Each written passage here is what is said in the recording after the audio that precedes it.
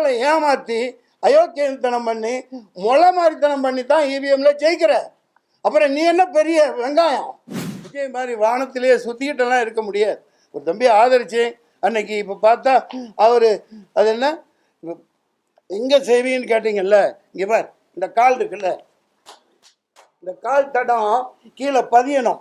தெருவில் அடிமட்ட தொண்டர்கள் அடிமட்ட இடத்துல மார்க்கெட்டில் வயலில் அங்கே போய் சந்திக்கணும் மக்களை. வானத்திலேயே உலாத்திக்கிட்டு வான தூதர்களாக இருந்துக்கிட்டு ஹெலிகாப்டரில் போய் இறங்கி ஹெலிகாப்டரில் வர்றவன் பணக்காரனுக்கு தான் சொம்படிப்பான், பணக்காரனுக்கு தான் பல்லாக்கு தூக்குவான். ரஞ்சிதமே உதட்டு வலிக்க கொஞ்சமேனு உதட்டு வலிக்க கொஞ்சிட்டு முட்டி வலிக்க எல்லா வேலையும் செஞ்சுட்டு அவர் வர்றாரு. மக்களுக்கு முட்டி வலிக்க பாடுபடுவார். முட்டியெல்லாம் வலிக்கும் இல்லையா நடந்து போனா? ஓப்பா நீங்கள் வேற.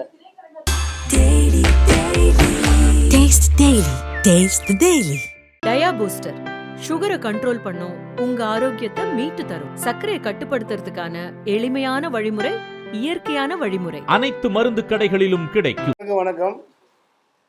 இந்த எஸ்ஐஆர் அப்படின்னாவே ஆங்கிலேயர்கள் நாட்டு ஆலையில் மக்களை அடிமையாக வச்சுருந்து இந்த அடிமைகள் வாயால் அவனை சார்னு கூப்பிடணுங்கிறதுக்காக ஸ்லேவ் ஐ ரிமைன், அதான் உண்மையான பொருள். உங்கள் எல்லாத்துக்கும் தெரியும்.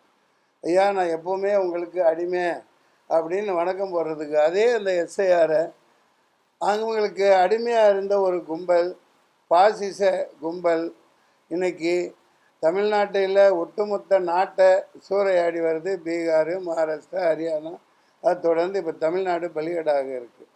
அதாவது ஸ்பெஷல் இன்டென்சிவ் ரெவிஷனா ஸ்பெஷல், அதுலேயே ஒரு இன்டென்ஷன் இருக்குது பாருங்கள், வாயிலேயே நுழையில.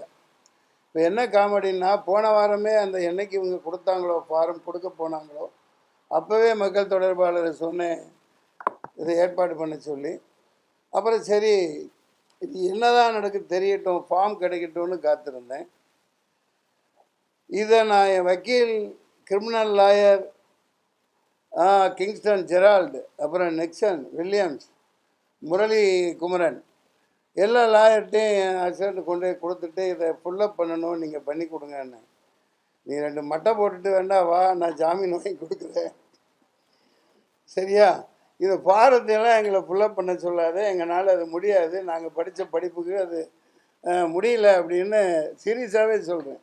மிகப்பெரிய காமெடி. இந்த பாரத்தை ஒழுங்காக ஃபுல்லப் பண்ணி ஒரு சாதாரண குடிமகன் இது எதுக்கு இந்த எஸ்ஐஆர் திடீர்னு திட்டமிட்டு அடிமையாக்கி மக்கள், அதாவது தங்கத்தட்டில் வச்சு ஓட்டு போட போகிறவனை தாளாட்டி அப்படி பாராட்டி ஒரு வாக்காளர்னு ஒரு மரியாதை இருந்துச்சு. நீ என்னடா மயிறு, நீ என்னடா வாக்காளர் மயிறு, நீலாம் தேவையில்லைன்னு இதை அவமானப்படுத்தி கேவலப்படுத்தி தொடர்ந்து 15 வருஷமாக எப்போ பாஜக வந்ததோ அப்போ இருந்து எல்லாம் மக்கள் தெரியும். நீங்கள் மக்களோட பிரதிநிதிகளாக தான் இருக்கீங்க. 2019 திண்டுக்கல்லில் நான் நிற்கிறேன், பயங்கர அவர்ஷன். டெல்லியில் அவ்வளோதான், இன்னைக்கு காலி, அவர் வரவே முடியாதுங்கிறாங்க. ஆனால் நடந்தது என்ன? அவர் தான் ராஜா. புலாமால குண்டு வெடிக்க வச்சு மக்களை பலி கொடுத்து, ரத்த பலி கொடுத்து, சோல்டர்களவே கொடுத்து மறுபடியும் ஆட்சியில் உட்காந்தாங்க. இப்போவும் அதே மாதிரி பகல்காம். அதுக்கப்புறம் நான் அப்போ நடக்குது குடும்பம் முன்னாடியே இந்த தடவை இதுக்காக காஷ்மீர் போகணுன்னு டிக்கெட் போட்டிருந்தோம். 28 மே அங்கே போகிறோம் குடும்பத்தோடு. அங்கே போய் பார்த்தா அப்பட்டமாக இது எந்த வெளிநாட்டு சரி இல்லை, உள்நாட்டு. அந்த மே மாதம்தான் இந்த அப்பாவி மக்கள் காஷ்மீர் ஏழை பாலிகை அந்த 1 மாதத்தை சம்பாதிக்கிறத வச்சு தான் வருஷம் ஃபுல்லாக அந்த குதிரை கொண்டு போகிறது வர்றது, இந்த விற்கிறது, இந்த மாதிரி வேலைகள் செஞ்சு உதவுற வேலை எல்லாத்தையும் மண்ணள்ளி போட்டு அவங்க மேலே பழியை போட்டு இப்போவும் பாருங்கள் நூற்றுக்கணக்கான வீடுகள் இடிக்கப்படுது. இப்படியே தொடர்ந்து பண்ணிகிட்டு இருக்காங்க. இந்த கூட்டத்தின் நோக்கம் எஸ்ஐஆர் ஒழிக்கப்படணும். இது வேணாம், தூக்கி போடு. இது என்ன பேங்க் பாஸ்புக்கு வச்சுருக்கேன், இதெல்லாம் எதுக்கு இருக்குது? பேங்க் பாஸ்புக்கு 25-30 வருஷமாக இருக்குது. இது என்னோடய பாஸ்போர்ட்டு. நான் 40 வருஷமாக மக்களுக்கு தெரிஞ்சவனாக இருக்கேன். பாஸ்போர்ட் ஆவணம் இருக்குது. இதுதான் ஆதார், இந்தியனின் அடையாளம்னு கருவேலியெல்லாம் எடுத்தாங்களா இல்லையா? ஆதார் இதை தூக்கி குப்பையில் போட்டாங்க. எதுக்கு இந்த ஆதார்? எல்லாம் கைரேகை எடுத்தாங்க, எல்லாம் எடுத்தாங்க. அப்புறம் இது பாருங்கள், என்ன கார்டுப்பா இது? PAN card. எல்லாம் தெரிஞ்சு பணம் கட்டுறோம், ஜிஎஸ்டி கட்டுறோம், எல்லாத்துக்கும் இந்த கார்டு தான். அப்புறம் இந்த ஓட்டர்ஸ் லிஸ்ட்டு, இது எல்லாம் இருக்கத்தானே செய்யுது. இப்போ எதுக்கு திடீர்னு கொண்டாண்டு சூறையாடி எப்படி இந்த நீட்டு தேர்வுக்கு டுட்டோரியல் எல்லாம் ஆரம்பித்தாங்க தெரியுமா? ஆரம்பித்து போய்கிட்டு இருக்கு தெரியுமா? அந்த மாதிரி இந்த எஸ்ஏஆர் ஃபார்ம் ஃபுல்லப் பண்ணுறதுக்கு நிறைய டுட்டோரியல் இப்போ திறந்துட்டாங்க. சார் நாங்கள் பண்ணி தரோம் வாங்க சார்னு. ஆனால் ஓட்டு கடைசியில் இல்லைன்னு சொன்னால் நாங்கள் பொறுப்பு இல்லைங்கிறோம். இதுக்கு எல்லாம் மூல காரணம் இந்த இவிஎம். இதை ஒழிச்சு கட்டு. இவிஎம்மில் இந்த வர தேர்தல் நடக்கக்கூடாது. தமிழ்நாட்டில் நடக்கிற தேர்தல் பேலட் பேப்பரில் பண்ணுங்க. இன்னொன்று இந்த எஸ்ஏஆரை தூக்கி போட்டுட்டு ஒழுங்கு மரியாதையாக இப்போ பாருங்கள், 6 கோடி 36 லட்சம் வாக்காளர்கள். அவங்களுக்கு 2 ஃபார்ம் 2 பேப்பர் அடிக்கிறாங்கன்னா 15 கோடி பேப்பர் அடிக்கிறாங்க. இதை நீங்கள் பேலட் பேப்பரில் பண்ணுறதுக்கு சாதாரணமாக ஒருத்த பேப்பர் போதும், 4 நாள் அவகாசம் போதும், அந்த சின்னங்களை வச்சு அடிக்கலாம். அந்த ஏன் இதை செய்ய மாட்டேங்கிறாங்கன்னு தெரியல. எதிர்கட்சிகள் எல்லாம் ஒன்று திரடணும். மம்தா பானர்ஜி எப்படி அங்கே உள்ளே வந்தால் அரெஸ்ட் பண்ணுவேன்னு சொன்னாங்களோ, அந்த மாதிரி தமிழ்நாடு முதலமைச்சர் இதை நிப்பாட்டு, இதை நடத்த விட மாட்டேன், இல்லாட்டி தேர்தல் நடக்காது, தேர்தல் நடந்ததுக்கப்புறம் இந்த எஸ்ஐஆரை ஏதோ ஒரு ஆறை நீங்கள் நடத்துங்கன்னு தமிழ்நாடு முதலமைச்சர் ஒரு உத்தரவு போடணும், மத்திய அரசை கேட்டுக்கணுங்கிறது என்னோட தாழ்மையான வேண்டுகோள்.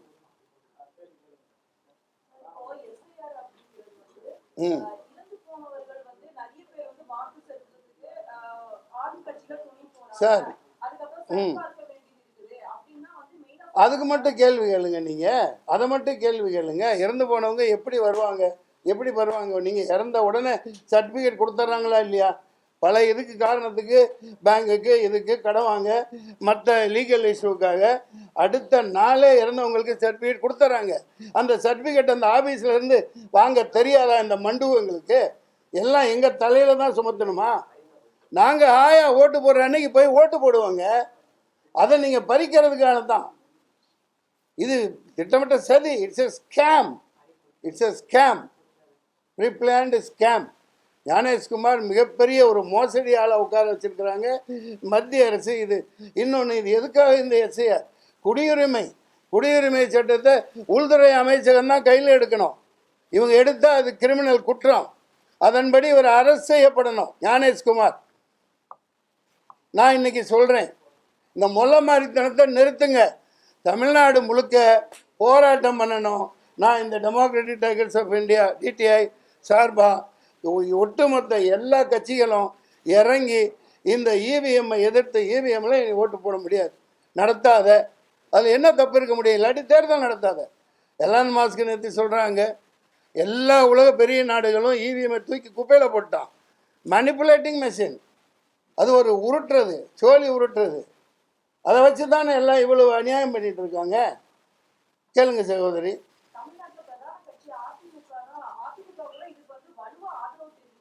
ஆமாம் ஆமாம், அவங்க யார் வாழை தொங்கிட்டு இருக்காங்க? யார் குடுமையை வச்சு ஆட்டிகிட்டு இருக்கா? ஒரு குடுமையை எடப்பாடி என்னை 8 பேரை வெட்டுவேன், 8 வழிச்சாலை போட்டான்னு போராட்டம் பண்ணி நான் ஜெயிலுக்கு போனேன். ஸ்டாலின் ஐயா எனக்கு பாராட்டினாங்க சட்டசபையில், அது வேறு விஷயம்.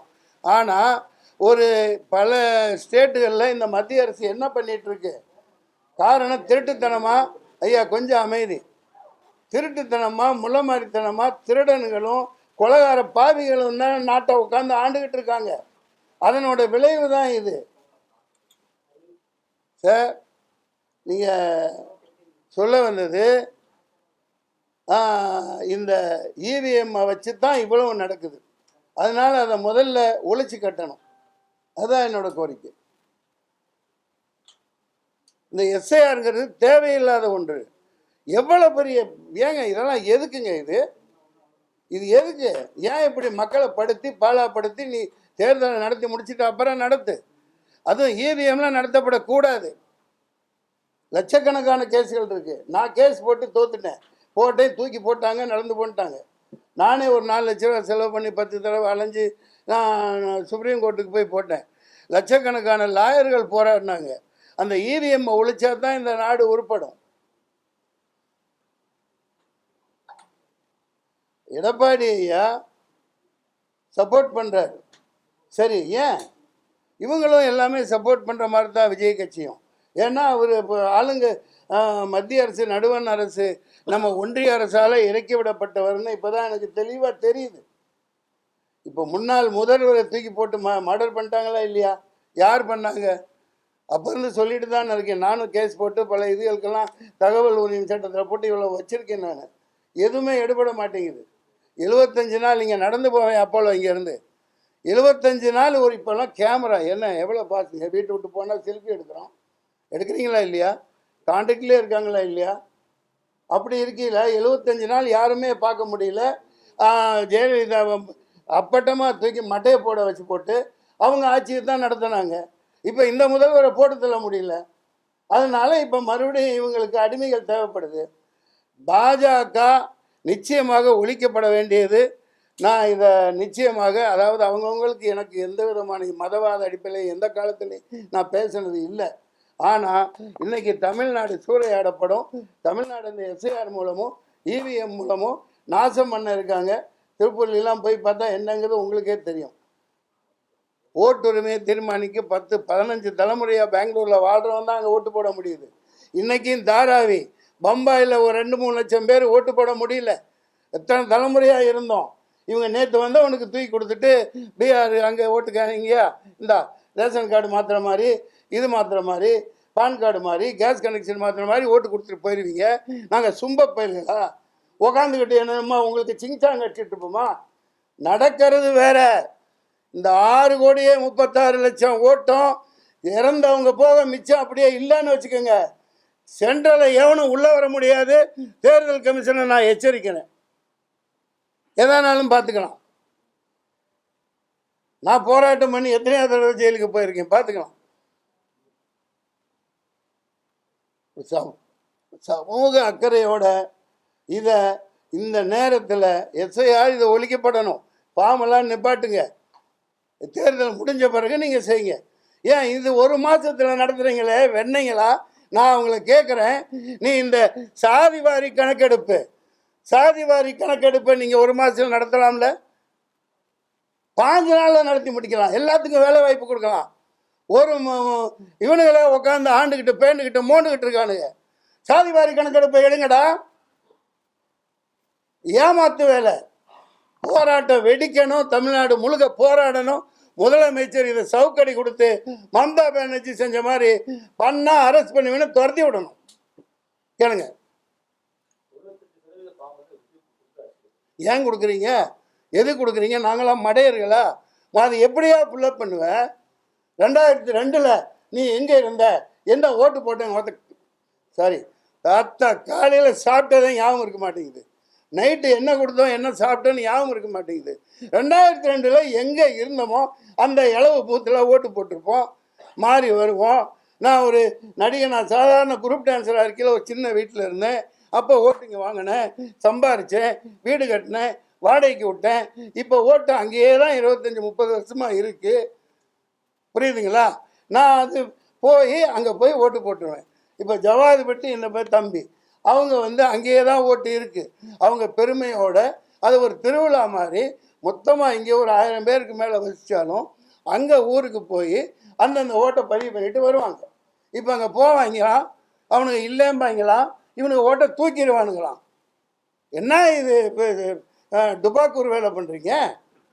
தமிழனுங்களாம் இழிச்ச வாயனுங்களா? எவ்வளோ நாள் இழிச்ச வாயனாக இருக்கணும்? இதுக்கு ஒரு முடிவை நீங்கள் முடிவு சொல்லுங்கள்.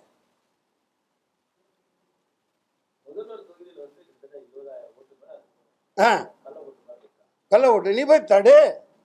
நீ எதுக்கு வச்சிருக்காரு அந்த இது சிபிஐ, அப்புறம் அது என்னப்பா இருக்குது, இடி அனுப்புறீங்கள? இடி அனுப்பிச்சு காசை பிடுங்குறீங்களா இல்லையா? அந்த கள்ள ஓட்டு எதுன்னு எடு.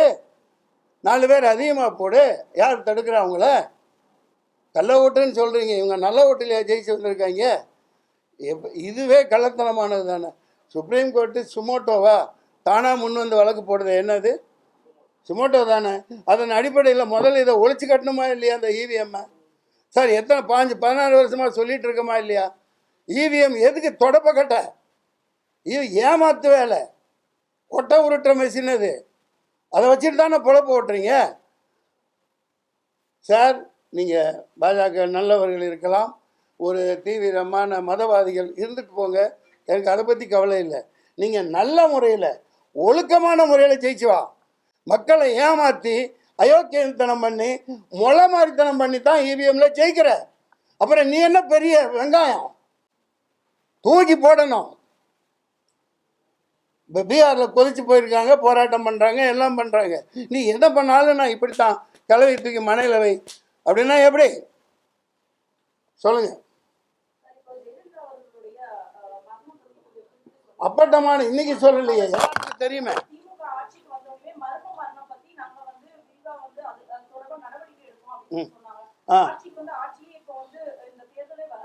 அவங்க எதுக்குங்க அதிமுக என்னங்க பண்றாங்க? அவங்க எதிர்கட்சி, அவங்க சொன்னாங்க செஞ்சாங்க, அவங்க எதிர்கட்சி. அம்மா தாயே உன்னோட ராஜ விசுவாசின்னானுங்களே, எந்த விளக்கண்ணையாவது போனானுங்களா? நான் 4 தடவை போனேங்க. 2வது ஃப்ளோரு, டீ கொடுப்பாங்க, காப்பி கொடுப்பாங்க, எல்லா கேமரா இருக்கும். அம்மாட்ட சொல்கிறேன் சார், அவங்க நல்லா இருப்பாங்க சார். அந்த படைகள் இருக்கும், சஃபாரி ட்ரெஸ் போட்டு அனுப்பிச்சி விட்ருவாங்க. எல்லாம் பிடிச்சி வச்ச பிள்ளையார் மாதிரி இப்படியே உட்காந்துருப்பாங்க. தம்பி துரை, பன்னீர்செல்வம் எல்லாம் அமைச்சு இப்படியே உட்காந்துருப்பாங்க. அந்த அம்மா என்ன துடிச்சிருக்கோம். ஒருத்த வந்து என்னை பார்க்கலையான்னு துடிச்சிருக்குமா இல்லையா?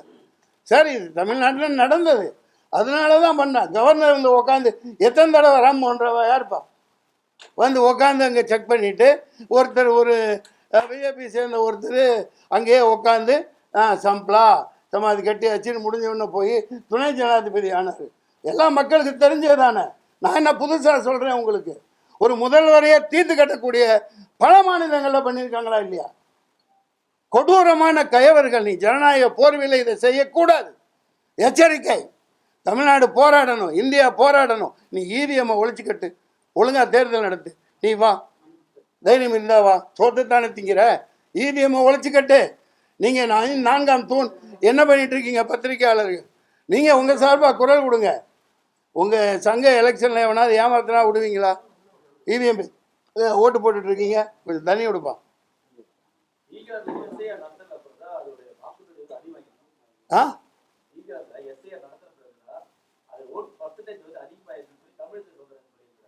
அவர் தமிழிசையா இல்லையே, அது இந்தியசியாவில் இருக்காங்க. அவர் அப்பனுக்கு பிறந்த பிள்ளையாது அவர். ஐயோ ஐயோ ஐயோ, குமரி அனந்தன் எப்பேற்பட்ட மாபெரும் மனிதர். அவர் தமிழ் கற்றுக்கணுன்னா ஒரு சமூகம், ஒரு ஒரு மிகப்பெரிய ஒரு சமுதாயம் கடன்பட்டிருக்கு அவருடைய தமிழுக்கு. அப்படிப்பட்ட ஒரு தமிழ் வித்தகருக்கு, குமரி அனந்தனுக்கு பிறந்த இந்திய இசையை பற்றி என்ன பேசுகிறீங்க? அதிகரிச்சிருக்குன்னா அவங்க அதிகமாக போடுவாங்க, அவங்க காட்டுறது தானே. சொல்லி டக், அதான் அவங்க தான் ஜெயிப்பாங்க.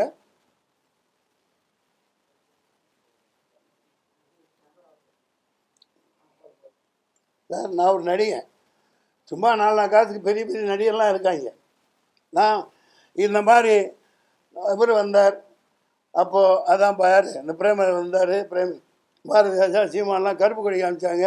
அவங்கள அரெஸ்ட் பண்ண போயிலன்னு நீங்கள் பாரு என்ன பண்ணு, இந்த வேலை வச்சுக்காதன்னு அரெஸ்ட் பண்ணி ஜெயிலுக்கு கைதியாக போனேன். கைதியில் நடிக்க வேண்டியவன். எத்தனையோ வாய்ப்புகளை இழந்திருக்கேன்.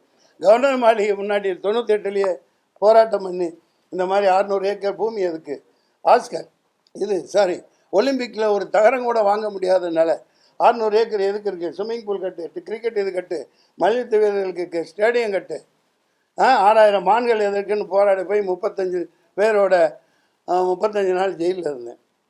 பல இதுக்கு போராடி இருந்தேன், 1 2ன்னு இல்லை, தரையில் இறங்கி போராட்டம் பண்ணியிருக்கேன். உணர்வை நான் யார் பல கட்சியில் இருந்தனே தவிர என் மேலே யாருக்காவது ஏமாத்தினேன், யாரையாவது திட்டனேன்னு இது வரைக்கும் எனக்கு எந்த இதுவும் கிடையாது. தோணுது சொல்கிறேன். நடிக்கிற வாய்ப்பு கொடுத்தா கொடுங்க, கொடுக்காட்டி மேலே போச்சு. எனக்கு அதை பற்றிலாம் கவலை இல்லை. எனக்கு நாடு நாசமாக போகுது, அதை தடுக்கத்தான் எஸ்ஆர் தடுக்க பண்ணோம். Has to be stop and the CVM has to be stop. It's idiotical machine, stupid machine. Every genius person saying, every country following by ballot paper only.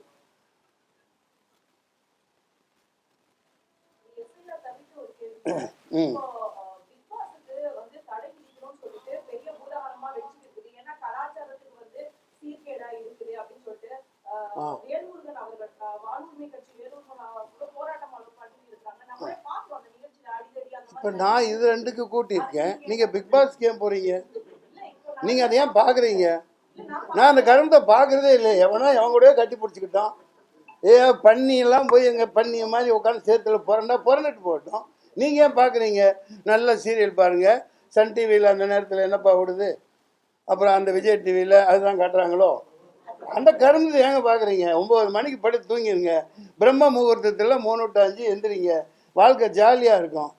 ஏதோ அவங்க பழப்ப ஓட்டுறாங்க. என்ன கேட்க வந்தீங்க? நீ எதுக்காக கூட்டியிருக்கேன்? பிக் பாஸ் தடை வேணும். அது தடை என்ன? இப்போ என்ன வெங்காயம் விளக்கமாத்து கட்ட இருந்தால் எனக்கு என்ன? அவங்க சம்பாதிக்கிறாங்க. சமூகத்தை இதுதான் சீரழிக்குது. பிஜேபி சர்க்கார் தான் சீரழிக்குது. இந்த எஸ்ஐஆருங்கிறது நீ என்னைக்கு எனக்கு அடிமையாயிரு, நான் இப்படி தான் பண்ணுவேன். எல்லாம் 5-6 வருஷம் முன்னாடி நான் இந்த இதை ஆரம்பித்தேன், டிப்டாப் தமிழான்னு. அது அந்த ஒரு சகோதரர், அதான் அந்த யாருப்பா அவர் பேர், இப்போ ஆதி தமிழத்தை கொச்சையாக தமிழாக சொன்னதுனால நான் டிப்டாப் தமிழான்னு ஆரம்பித்து அதுலேயே ஒரு வரி வரும், தேர்தல் ஆணையம் மோதி விட்டு பூணையம், தெளிவாக வரும். அது அப்படியே தான் இன்றைக்கும் இருக்குது. போராடணும், அதே இதில் போராடிக்கிட்டு இது ஆரம்பிக்கலை. இது மிகப்பெரிய போராட்டமாக உருவெடுக்கணும். இது நிப்பாட்டப்படணும். இவிஎம் நிப்பாட்டப்படணும். ஏங்க பேலட் பேப்பருங்க, சும்மா ஒரு பேப்பர். என்ன இந்த காலம், இந்த காலத்துக்கு என்ன வந்துச்சு? இந்த காலம் கற்காலமா? அது அமெரிக்கா கற்காலத்திலேயா இருக்கான்? பிரிட்டிஷ் கற்காலத்திலேயா இருக்கான்? ஏப்பா இந்த அம்மா கேட்குறாங்க, பெண்மணி, கற்காலத்துக்கு போறியே. அப்போ ஏன் நம்ம சம்பிரதாயம் குடவோலைன்னு தமிழன் முத கண்டுபிடிச்சது, அதை ஏன் கைவிடுறீங்க? அது சிம்பிள். சிசிடிவி இருக்கா, சிசிடிவி ஃபுட்டேஜ் இருக்கா, எல்லாம் பார்க்குறாங்கல்ல. பூத் கேப்சர் நடந்தாலும் பார்க்கும், கமிட் ஆகும். பேப்பரில் குத்து மடி உள்ளே போடு, சந்தோஷமாக போய் தூங்கு. இது இந்த அளவுக்கு போட்டால் அந்த அளவு ஜெயிக்கிறான். எதுக்கு இந்த அளவு? இவிஎம் அளவு எதுக்கு? சங்கு ஊதிடுவான், இந்தியாவை ஊதிட்டான் இவிஎம்மை வச்சு. இன்னும் உங்களுக்கு உணர்ச்சி வரலை, உங்களுக்கு நீங்கள் போராட தோணலை. லட்சம் வக்கீலுங்க போராடி செத்துட்டான். அதை இப்படி தான் நடத்துவீங்கிறான். தேர்தல் அப்படியே நடக்குது. என்ன நடத்தி இப்படி என்னத்தை உன்னத ஆட்சியை கொடுத்துட்டான்? எல்லாம் அடிமையாக்கி தானே வச்சுருக்கான். அதானி போட்டு, அதானி இது, அம்பானி. இந்த கோழி இல்லை, கோழி ஜிஎஸ்டின்னு போட்டு அதுக்கு உதாரணம் சொன்னால் அதான் இங்கே படித்தேன்.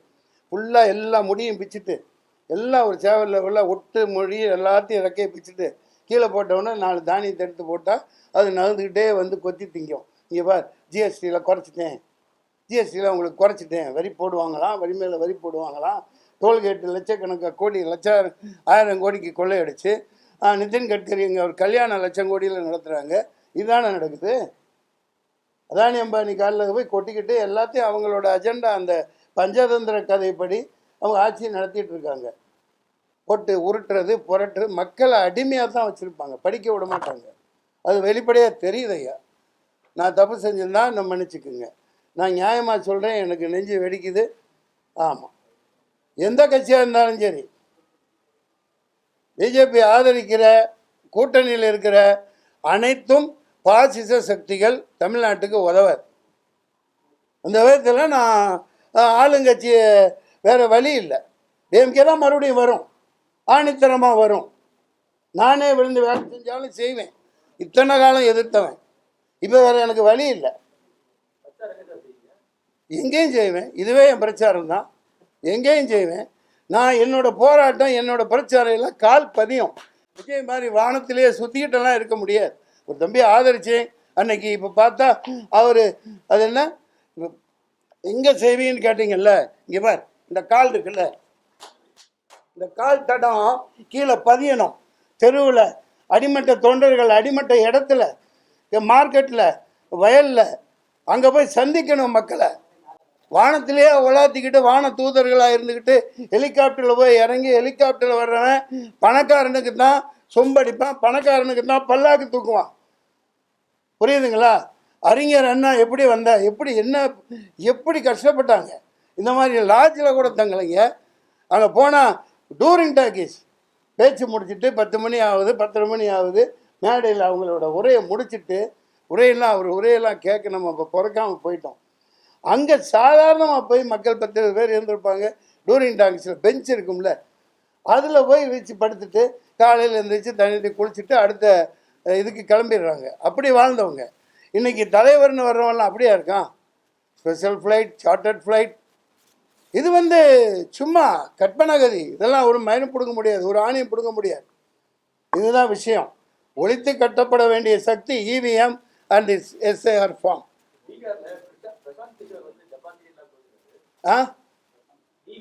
அங்கேயும் இதே மாதிரி இங்கே தோப்பாங்க. சொல்லுங்கள். ஏற்படலாம். நீங்களே சொல்லிட்டு என்ன வாயில் சொல்ல வைக்கிறீங்க? அப்படி இல்லைங்க. அவருக்கு கண்மூடித்தனமாக நான் அப்படி ஒரு இதே இடத்துல நீங்கள் வந்தீங்க, ஒரு சம்பவம் நடந்தது, அப்படி ஒன்று எனக்கு தோன்றதை சொல்லிவிடுவேன். உணர்ச்சி வசப்பட்டோ படாமலோ நியாயத்தை சொல்லிவிடுவேன். ஆயிரக்கணக்கான ஃபோன் உங்கள் புண்ணியத்தில், அவ்வளவு ஃபோனு, தகவல், மெசேஜு, பாராட்டு. நான் அதை நினச்சி நான் சொல்லலை. ஆனால் அந்த மனுஷன்ட்டு ஒரு ஃபோன் கூட வரல. 10 படம் நடித்தேன். இப்போ லியோலிலாம் நடித்தது அவர் புண்ணியத்தில் இல்லை. நம்ம டைரக்டர் அவர் என்னை வச்சு ஹீரோவாக பண்ண இருந்தார் இல்லையா, லோகேஷ் கனகராஜ். அது நான் போய் நின்று எனக்கு ஒரு சீட்டு கொடுங்க ஏன்னா அந்த மாதிரி ஆளா? நான் எப்பயே பிறந்து எப்பயே பணங்காட்டு நெறி, எப்பயே எல்லா தண்ணியும் எல்லா காட்டு தண்ணியும் குடித்தவன். அதனால் அது ஒரு கற்பனையான உலகத்தில் அவர் இறக்கி விடப்பட்டவர்.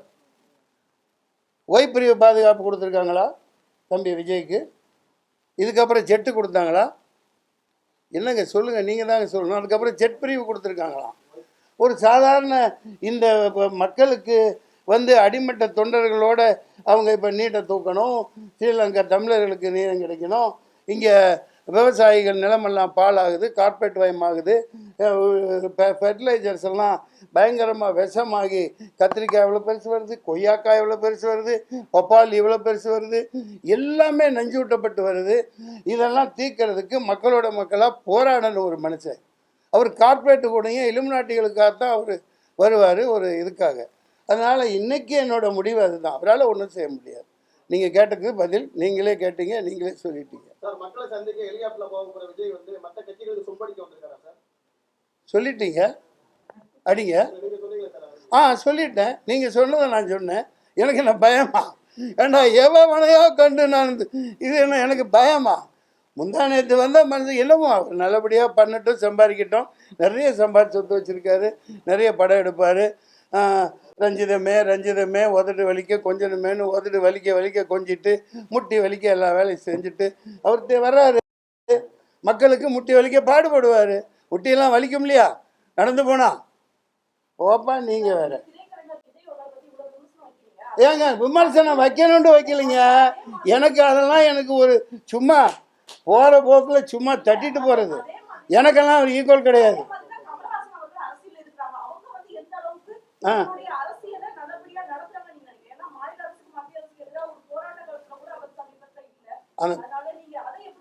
அந்த வீராங்கனை சரியாக கேட்குறாங்க. கமலஹாசன் நிலைப்பாடு சரியானது தான்.